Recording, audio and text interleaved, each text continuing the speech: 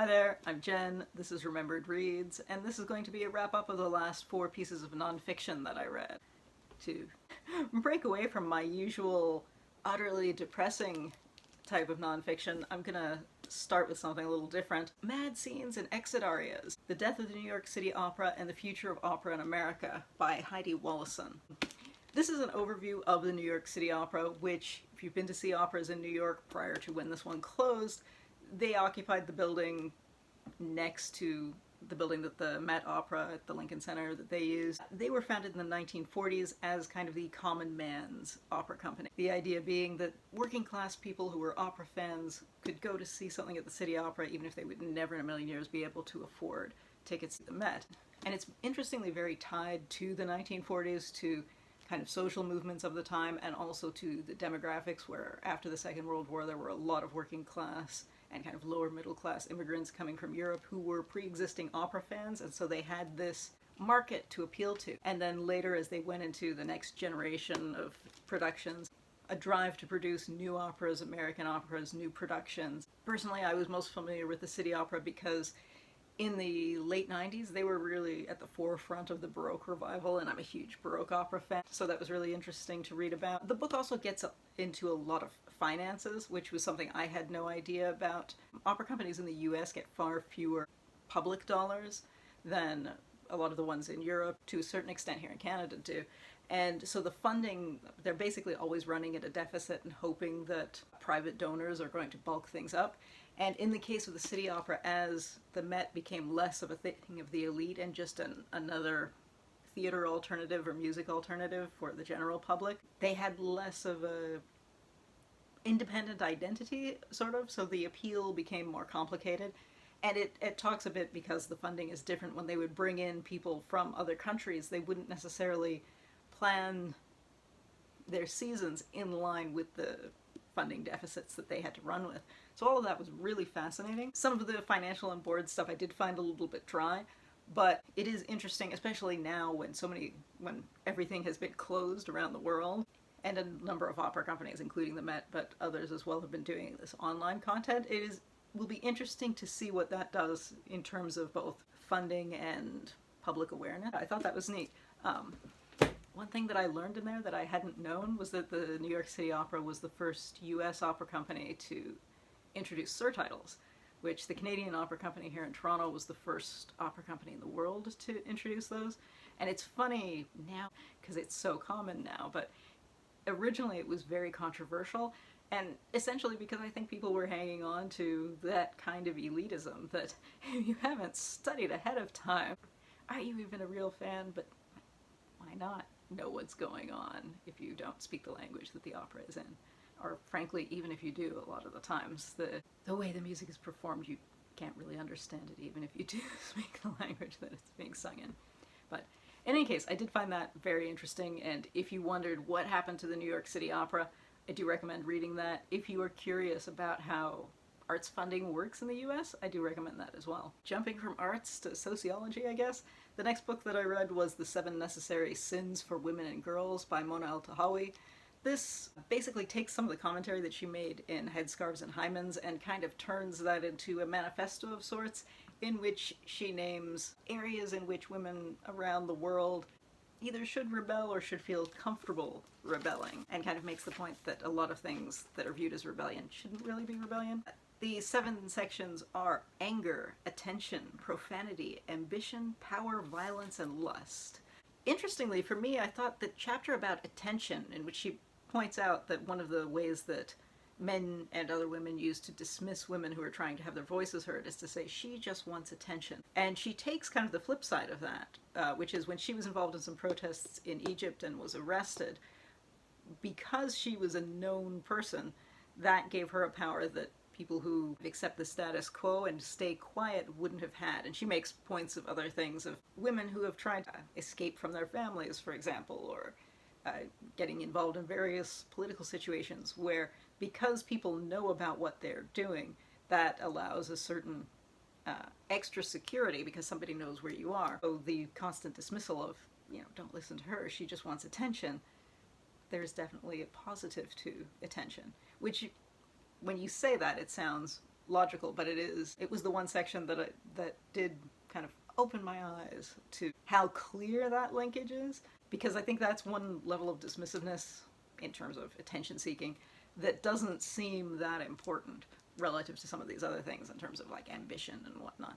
In any case, it was an interesting read. I don't necessarily agree with the necessity of the level of poking at certain things that she goes for, but I don't think that's really the point. I don't think you're meant to agree with her, desire to the specifics of changing hairstyles or being loud on the internet or some of the praying choices that she makes, for example. And I think some of the harshest critics of this are assuming that she is suggesting that people make the exact choices that she has made, which I don't think is really the point. I think it's an example of a choice. But in any case, it was quite a quick read as well, so interesting, but not necessarily as deep as I think maybe I expected. But alright, we're gonna move in the direction of more in line with the kind of thing I usually read.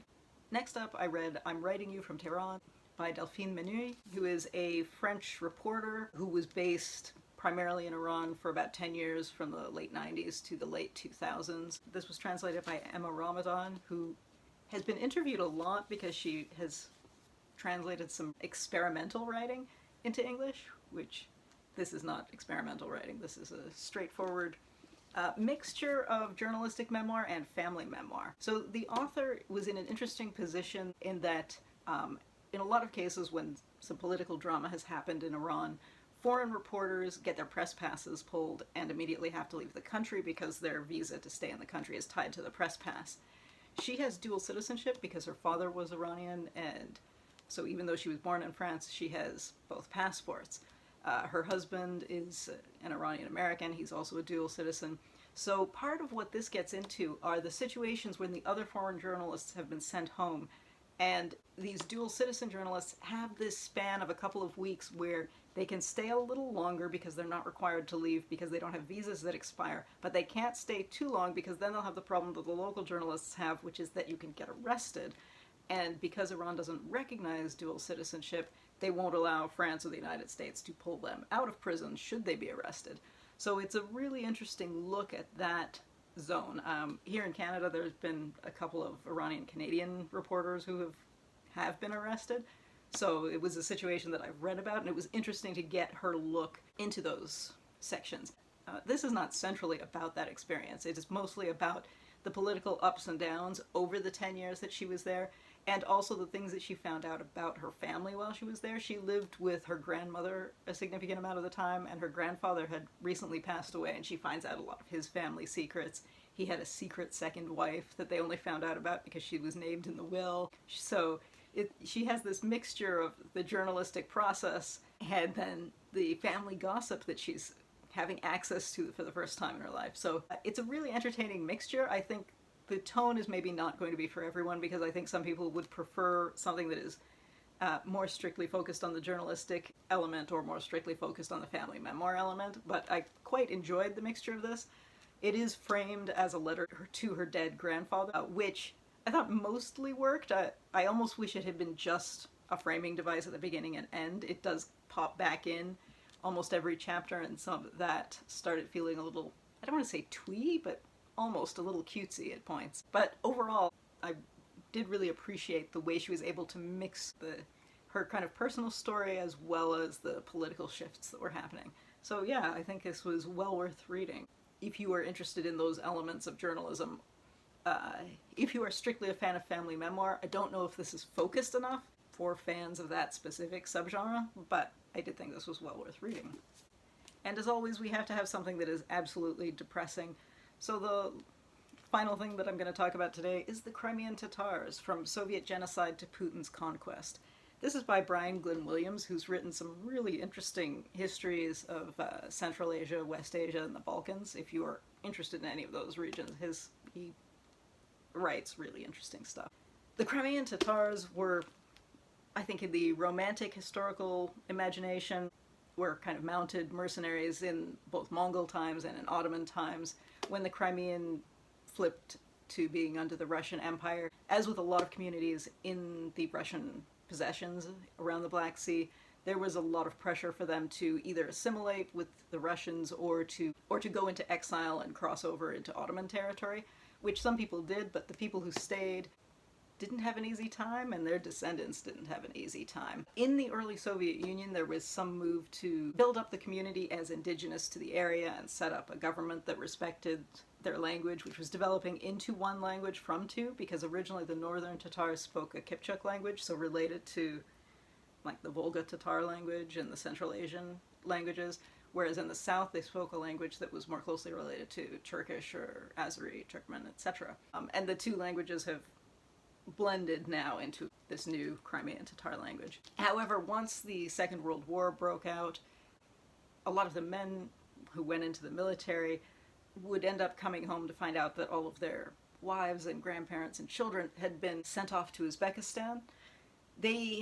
Following from that, you get these communities in Uzbekistan who basically spent the entire period from the 40s through to the 90s trying to get back to the Crimean. Because I think, as I mentioned in a video a while ago, everyone pretends that there were no ethnic conflicts during Soviet times, and that was very much not true.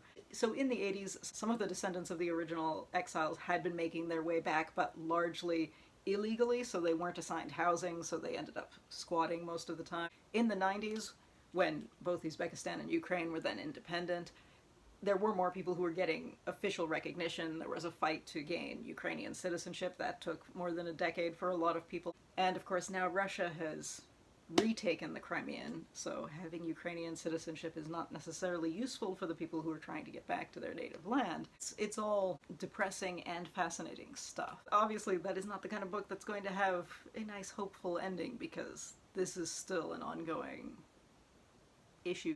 But definitely an interesting read, and if you are interested in the history of the community movements and tensions around the Black Sea, I fully recommend that one.